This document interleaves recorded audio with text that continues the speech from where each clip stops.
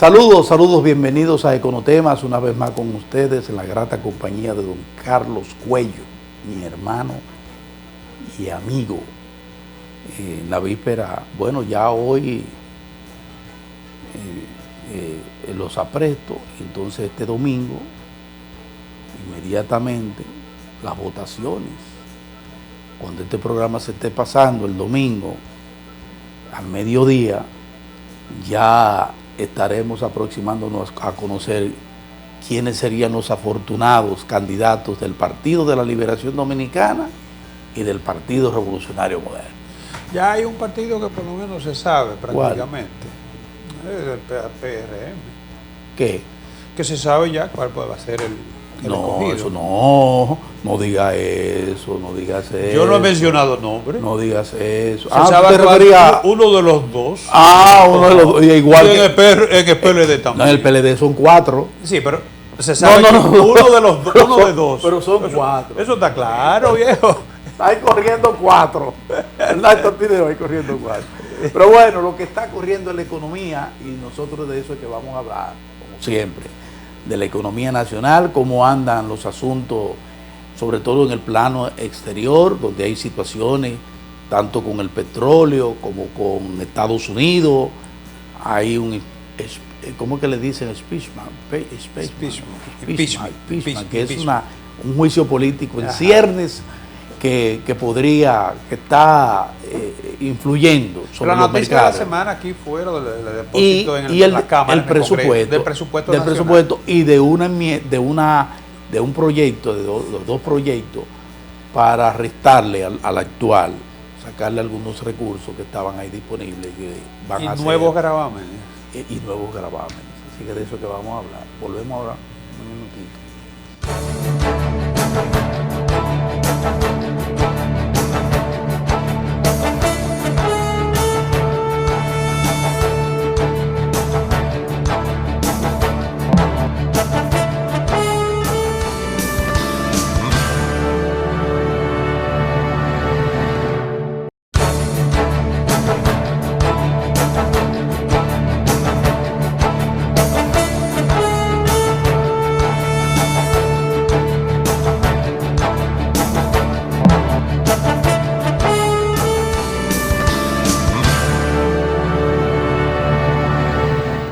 El petróleo nos dio un respiro. En esta semana se colocó en $62 el barril, el que nosotros consumimos, que es el de Texas. Y eso está muy bien. Pero la situación a nivel de lo que es el entorno internacional sigue un tanto con nebulosa, porque tenemos a una guerra que todavía es incipiente, pero está ahí, una guerra comercial entre los dos grandes polos, que son China y los Estados Unidos, una situación ahí bastante delicada. Tenemos también una situación política interna en los Estados Unidos. Perdona que te interrumpa ahora que tú hablas de la guerra entre China y Estados Unidos. ¿Sabes que esta semana se cumplió el 70 aniversario de la Revolución China? La gente dice la Revolución de Octubre porque se celebra en el calendario nuestro. De octubre. Realmente la Revolución de Octubre, tú recuerdas que fue la rusa. La soviética. Pero en el calendario nuestro se celebra el 1 de octubre, el 70 aniversario. Oye, algo majestuoso. De una revolución que hay que reconocer que en su momento impactó lo que fue la sociedad, la economía mundial, el mundo. Y bueno, como principal legado yo creo que tuvo la integración de un país tan fraccionado como China. Muy fraccionado. ¿no? Pero también pagó un precio muy caro. Claro que sí. Y afortunadamente ya entrada en los años 80, ¿no? Hubo una nueva generación que suplantó todo lo anterior y le dio una gran dimensión a China hasta el punto de colocarlo donde está ahora. La segunda economía más grande del mundo. Más grande del mundo. Que ese ha sido uno de sus pecados. Y compitiendo duramente con los Estados Unidos. Exacto. Sí, esa es la realidad. Pero esa situación, ese conflicto entre estas dos poderosísimas naciones, pues de alguna manera se reflejan en los mercados internacionales. Por otro lado está todavía en cierne ahí el Brexit, con el caso en Europa, y de este lado en América, con Estados Unidos, su situación interna, el proyecto reeleccionista del presidente Donald Trump, la posibilidad de un juicio político, que él mismo dice que eso puede traer consecuencias para no solo para la economía de Estados Unidos, que va a cerrar este año, proyecta cerrar el 2.9%, que más o menos... Por debajo de lo que se por debajo, que era 3, pero por debajo. Pero el desempleo está en su nivel más bajo, desde el año 70 a 69. Así es, pleno empleo. Pues sí, prácticamente sí, porque 3.5, pleno empleo. Pero aún así son situaciones que de alguna manera llaman la atención de una República Dominicana, que además tiene al lado un gravísimo problema que es Haití, que es otro componente también. O sea, que el entorno que tenemos no es un entorno que, aunque no es del todo hostil, presenta situaciones que debemos manejar con cautela, como la están manejando las autoridades económicas del país, fundamentalmente desde el Banco Sí, está Central. muy vulnerable. La economía internacional está muy volátil. Fíjate que en Estados Unidos el dólar está más fuerte que nunca en los últimos tiempos. Sí. Está prácticamente, hay quienes dicen que al finalizar el año podría estar a la par con el euro, que esa franja ha sido de sobre un 30%. Sí, claro. Eso por un lado parece muy favorable, pero la realidad es que cuando una moneda está muy fuerte, muy fortalecida, resta competitividad a las exportaciones del país. Y por eso, no sé si tuviste en esta semana en el Wall Street Journal y en el New York Times, que sale una noticia donde Trump prácticamente insulta a la Reserva Federal. O sea, que prácticamente el Banco Central la insultó. El Banco Central en Estados Unidos tiene cierta autonomía. Sí. Y aunque ellos han bajado la tasa, la tienen unos 75, 2%, pero Trump entiende que debe llevarse a tasa cero. Sí. Y eso, lógicamente, con este discurso, porque la realidad es que el presidente Trump discurso que llega al punto de hablar de posibilidades de golpe de Estado. Dice, lo que me quieren preparar es un golpe de Estado. Entonces, cuando un presidente de una nación como esa está con esos términos, imagínense ustedes lo que pasa con economías dependientes, por ejemplo, como la nuestra. Sí, no, todas las economías latinoamericanas de alguna u otra forma depende mucho de su comercio con Estados Unidos, por supuesto. Pero vamos a esperar que las cosas por allá encuentren algún derrotero. Sí. Y una información importante es que la República Dominicana presentó el pasado viernes una instancia ante el Consejo de Seguridad de las Naciones Unidas para que de una vez y por todas las naciones grandes le presten atención a Haití, porque la República Dominicana, Cuello, no puede hacerse cargo de esa situación. Se está haciendo. Y se está haciendo cargo de Haití, y eso no puede ser, eso es importante. Pero la noticia principal, como tú decías al inicio, Cuello, es el presupuesto. El Poder Ejecutivo sometió ya formalmente al Congreso Nacional el proyecto de presupuesto y ley de gastos públicos para el año 2020. Es un proyecto que alcanza los 997,000 y tanto. Casi millones, casi un billón. Casi un billón. Casi un billón. Billón, que es millón de millón. Entonces, casi un billón de pesos tiene presupuestado, con elementos puntuales, entre lo que destacan una muy buena partida de más de un 47% para el gasto social, que eso es muy importante, una buena partida para terminar obras que están en ejecución, que eso es muy importante también, y una partida para resolver lo de siempre, el tema de la deuda, para tratar de ese déficit que tenemos, tratar de solventarlo. Y por otro lado presentó un segundo proyecto, que es el de modificación del proyecto actual, del presupuesto actual, sacar algunas partidas y redistribuirlas en otros sectores que el gobierno ha entendido son de mayor prioridad. Pero yo que desglose bien el asunto. Eso lo exige la ley. O sea que cuando al finalizar el año, tú te vas a encontrar con casi siempre se llama presupuesto complementario. Sí, eso pero casi siempre hay que hacerlo porque la ley establece que si hay partidas que no fueron cubiertas con lo que se le asignó, entonces habría que hacer reasignaciones dentro del mismo presupuesto. ¿Tú te acuerdas de esa reasignación, la que se presenta? ¿Tú te acuerdas?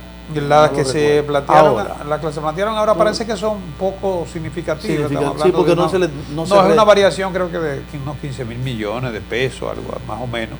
Y eso obviamente que no es una cifra que se puede hablar, digamos, de que el presupuesto fue irreal o de que el presupuesto estuvo manipulado, porque no es significativo, creo que es apenas un 0.5%, que en una programación de un presupuesto de esa magnitud, cualquier variación hasta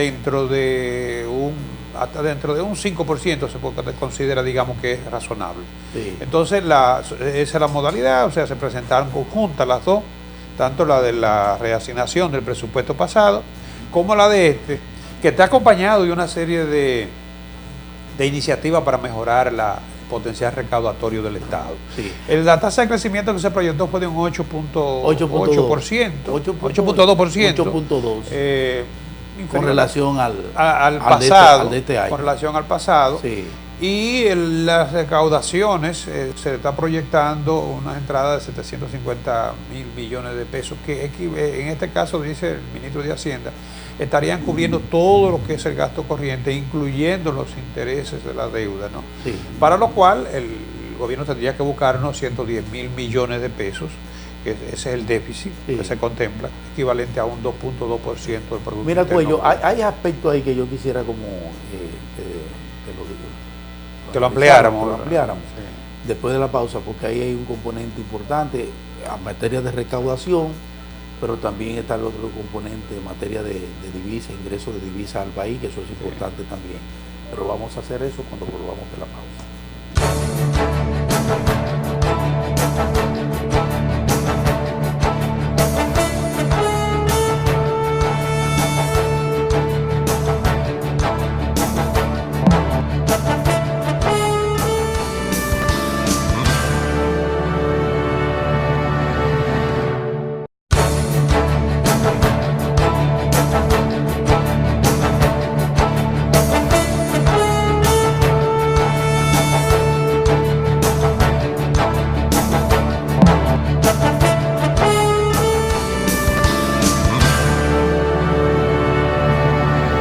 Decía Carlos que en el proyecto de presupuesto hay componentes interesantes. Primero, se pone en evidencia que hemos eficientizado las cobranzas, ¿verdad? Porque como no hemos tenido reforma fiscal en el país, lamentablemente, que pienso que esa debe ser una de las prioridades del próximo gobierno, sin lugar a dudas, pero hemos mejorado las cobranzas tanto a nivel del impuestos internos como a nivel de la dirección de aduana. Pero por otro lado está el asunto de las divisas, que es tan importante. Nosotros tuvimos una caída tanto importante en el caso específico del turismo. Aunque las remesas mejoraron, pero el turismo tuvo una caída que se sintió con mucha severidad, sobre todo entre junio y julio, una caída importante. Pero ahí también hay respuesta que ha dado el ministro de Hacienda con relación a eso y a lo que debe ser la continuación del control del déficit fiscal en la República Dominicana. Mira, hay una entrevista en el Listín Diario de esta semana que se le realizó a Alejandro Werner. Ese es uno de los gerentes del directorio, de los directores del Fondo Monetario Internacional. Y es el encargado del hemisferio occidental. Sí. Y que él hace ponderaciones muy buenas. Él hace, exacto, ahí voy. Él hace unas evaluaciones de la economía dominicana con la perspectiva de un organismo mundial, ¿no? Y él dice que uno de los grandes problemas de la economía dominicana es la sostenibilidad fiscal. O sea, se ha propuesto lo que es una reforma fiscal. Y nosotros, pese a que en lo que va de este siglo hemos realizado más de 8 reformas, señores, el coeficiente de presión tributaria sigue en torno al 14. La gente no recuerda cuando se aprobó la Estrategia Nacional de Desarrollo. Se plantearon 4, ¿tú recuerdas? Los 4 pactos. Sí, solamente se pudo desarrollar el de la educación. El de educación. El laboral, el eléctrico se le fijó hasta fechas y todo, ¿no? Sí. Y nada. Y se abortó. Y el fiscal, que está muy relacionado, también. Sí, también. O sea, todo se ha quedado en papeles. Pero además la gente olvida también que en la Estrategia Nacional de Desarrollo se consiguió que para el año 2016 la presión sería de 16 y que el ITEVI, que se subió a un 18, se bajaría a un 16. Todo eso se ha quedado y ahora mismo estamos con una presión del 14 cuando la media en América Latina anda en torno al 20% del Producto Interno Bruto. Entonces ese es uno de los problemas. Eso hay que hacerlo rápido. Ese es uno de los problemas que nosotros tenemos. Y él dice que él habla de sostenibilidad fiscal, ni siquiera menciona la palabra reforma, pero para lograr la sostenibilidad tú tienes que mejorar las recaudaciones. porque es que además tenemos una evasión. Porque también tenemos una evasión que en algunos casos es un 50%. Amplia, muy amplia. Pero por otro lado también tenemos que ese es uno de los mecanismos para nosotros mejorar la situación de la deuda. Pero él pone sobre... esa deuda en forma sostenida nos lleva a caminos tortuosos. Él advierte también acerca de, cuando habla de sostenibilidad fiscal, de la carga de la deuda, de cómo gradualmente se va, como consecuencia de posponerla. Precisamente con la posposición. Claro. De la reforma fiscal. Y lo otro que... que cubrimos nosotros ese déficit. Claro, hay que buscar prestado por eso, porque no recaudamos lo suficiente. Hay unos bonos que están contemplados. No, ya el presupuesto de ahora va a requerir de emisiones, por lo menos para cubrir el déficit de 110 mil millones, que son casi 2 mil millones de dólares. Eso es lo que te estoy diciendo. Son más de 2 mil millones de dólares. Entonces, él advierte también sobre la transferencia que el Estado tiene que realizar, sobre todo al sector eléctrico. El sector eléctrico, sí. Que es otro de los grandes hoyos que tiene la economía dominicana, sí, ¿no? Un agujero. Aunque hay que decir que el sector eléctrico debe seguir avanzando en procura del cambio de su matriz, porque eso nos ayuda. En la medida en que podamos ir saliendo de esas plantas que dependen, por ejemplo, de combustible caro. De combustible caro, eso es importante. Y en la medida en que, por ejemplo, vayamos bajando esos subsidios eléctricos también, eso es la transferencia oneroso, eso también nos va a ayudar muchísimo. Pero todo eso requiere de voluntad política, porque necesitamos reforma fiscal. Hay que repetírselo 1000 veces a los políticos eso. La reforma fiscal ya es impostergable, porque o apostamos a la reforma fiscal o apostamos a un endeudamiento que nos puede llevar a una hecatombe. Mira, solamente por la transferencia para mantener la tarifa estable, sin modificar, el FETE creo que se llama, por ahí solamente el gobierno tiene que transferir en el mes de octubre, que es en el que estamos, alrededor de unos 25 millones de dólares. Al finalizar el año, bueno, ya van a unos 16 mil y tantos millones de pesos que se le ha transferido. Eso no es la transferencia normal del pérdida que tiene de la distribución, sino solamente va a mantener la tarifa, que es un 20% por debajo que se está manteniendo la tarifa eléctrica. Y uno habla de la necesidad de componentes como este, de tratar de disminuir el uso de divisas, porque de eso se trata. En la medida en que tengamos que apelar a la divisa en menor medida, en esa misma forma podemos nosotros tener la posibilidad de una inversión mayor por parte del Estado. Porque fíjense una cosa, en estos días hemos tenido algunas variaciones en el precio de la moneda, del dólar. ¿Por dónde viene eso? Bueno, el mercado petrolero varió en unos cuantos meses, teníamos que buscar más recursos para eso, tuvimos una disminución en el ingreso de divisa por parte del turismo y al mismo tiempo nos llegó el periodo de diciembre que está ahí al doblar de la esquina y hay que cambiar, los comerciantes tienen que comprar importación de todo tipo, desde muñecas y bicicletas hasta productos comestibles de todo tipo, cambiar inventario, y eso es reclamo de divisa. Pero fíjate, y aunque tenemos una buena reserva de más de 7 mil millones de dólares ahí, fíjense cómo ya hemos tenido que apelar a inyecciones que ya superan los 150 millones de dólares. Hemos tenido que inyectar. Sí, lo peor del caso es que aún haciendo inyecciones no hemos logrado devolver la confianza de la estabilidad del mercado cambiario. A tal extremo de que, aun cuando se habla de tasa de 52, y no es que sea alarmante, porque estaba previsto que para cerrar el año incluso pudiese estar por encima de 52 por 1. Eso no es lo alarmante es que de repente se ha disparado con más de 100 puntos en tan solo un mes. Y además que con la escasez es evidente. Tú vas a buscar ahora mismo un banco y lo más que te venden son $1,000. Y antes te vendían 2, tú quisieras, ¿no? Y lo peor del caso, esto me lo confirmaba un amigo, que los primeros 1,000 le dijeron 52, pero si usted quiere los 2,000, los otros le van a costar un poquito más. O sea, que tenemos tarifas diferenciadas. Y hay un componente también que es importante y que se va a mejorar con la entrada de la plataforma del Banco Central, y es que hay, por ejemplo, usuarios de divisas que van y te piden, por ejemplo, 1,000 millones. O sea que yo quiero $1,000,000, pero te piden $1,000,000 a esta estafeta, van a otros piden el mismo $1.000.000 y van y piden otro $1.000.000 y cuando tú vienes a ver se está pensando que son 3 millones cuando no son 3, es el mismo millón. Sí.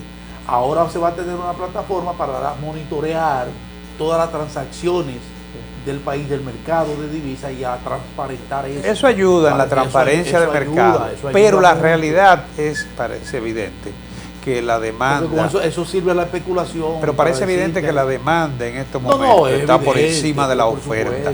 Y hay razones para que la demanda se haya incrementado, como estábamos en programas anteriores. Se ha aumentado la masa monetaria. Se aumentaron los salarios. Sí, la gente tiene más peso. Hay reposición de inventario. Y a eso agrégale también el nerviosismo que puede llevar a la gente electoral a proteger su patrimonio convirtiéndolo a dólares. O sea, son muchos elementos de presión. Y el Banco Central, la verdad, que puede hacer muchas cosas, pero tiene que hacerlo con mucha cautela. Pero otra de las debilidades que se evidencian ahora en la elaboración de presupuesto es el gasto de capital. Y esto también nos resalta en la entrevista que te comentaba anteriormente. Y es que hemos ido perdiendo capacidad de inversión pública. Apenas del presupuesto es un 14%. Es un 14% lo que se está construyendo. Óyeme, entonces con un país como nosotros, un país en vía de desarrollo necesita por lo menos, dice lo que dice la estadística, es que el 5% del PBI debería destinarse a inversión, a gasto de capital. Terminamos entonces por hoy. La semana que viene, después de la convención, entonces. Salga Pato Gallareta, como decía mi mamá. Nos vemos la semana que viene. Bye bye.